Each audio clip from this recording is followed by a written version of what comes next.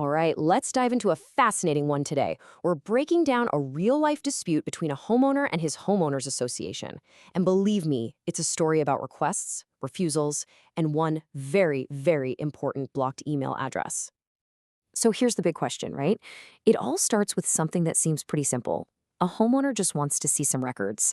But as you're about to find out, the road to getting that information can get incredibly twisted. So let's meet the key players. So, who's involved here? On one side, you've got the homeowner, a guy named Mr. Thomas Bars. And on the other side, his own HOA, the Desert Ranch Homeowners Association. You know, a classic setup for a neighborhood showdown. So, what was the big problem? Well, according to the official legal filing, Mr. Bars claimed that on 9 separate occasions, the HOA just wouldn't give him the records he asked for. He wanted to either see them in person or, and this is a key detail, have them emailed straight to his inbox. And let's just stop on that number for a second, 9. Yeah, this wasn't just a one-time thing, a simple misunderstanding. We're talking about a whole pattern of requests that became the foundation for this entire legal battle. So what was he actually after? Well, it was kind of the whole shebang of official HOA business. He wanted election stuff, insurance policies, the budget, records from the design committee, even the shorthand notes from a board meeting. It's pretty clear he was trying to get a deep look into how the HOA was running things. Okay, and this is where the story takes a really interesting turn. See, the fight wasn't just about the documents themselves, it was about how the whole thing was handled.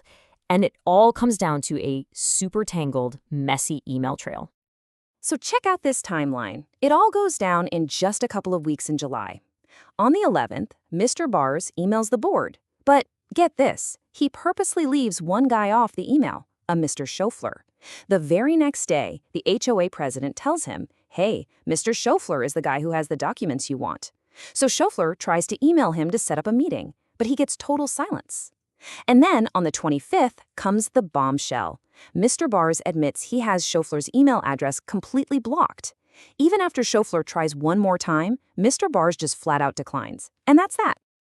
And this is the absolute kicker of the whole case. The one person who could give Mr. Bars what he wanted was the one person he had digitally blocked. The solution was right there, but he had built a wall that made it impossible to get to it. And this quote from Mr. Bars' last email, wow, it says it all.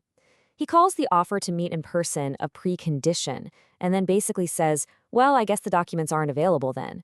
He pretty much slammed the door shut on any kind of normal resolution. So with communication completely broken, the whole mess ends up in an administrative hearing. And at that point, it all boils down to one simple question. Forget the drama. What does the law actually require an HOA to do? And here it is, the actual Arizona law. It's super clear. It says the records shall be made reasonably available for examination. Now, pay close attention to what it doesn't say. It says nothing, zero, about having to email records to a homeowner whenever they ask. And this chart just lays it all out crystal clear. On one hand, you have Mr. Bars' demand, email me the documents, but on the other hand, you have what the law actually says, make them reasonably available for inspection. And those are two very, very different things. Okay, so the facts were laid out, the law was on the table, the administrative law judge had everything they needed to make the call. So, how did it all shake out? And the final verdict? Well, it was quick and to the point. The judge completely dismissed Mr. Bars' petition. So why did the judge toss the case? The reasoning was really straightforward. First off, the HOA did offer Mr. Bars a chance to come see the records. Check. Second, the law doesn't say they have to email anything, just make them reasonably available. Check. Third, the judge pointed out that Mr. Bars himself caused all the delays by blocking the one guy with the info.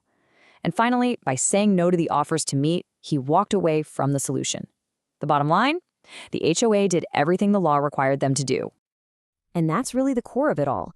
The judge's conclusion was that it wasn't the HOA hiding anything. It was Mr. Bars' own actions, blocking the email, refusing to meet, that were the real reason he never saw those documents.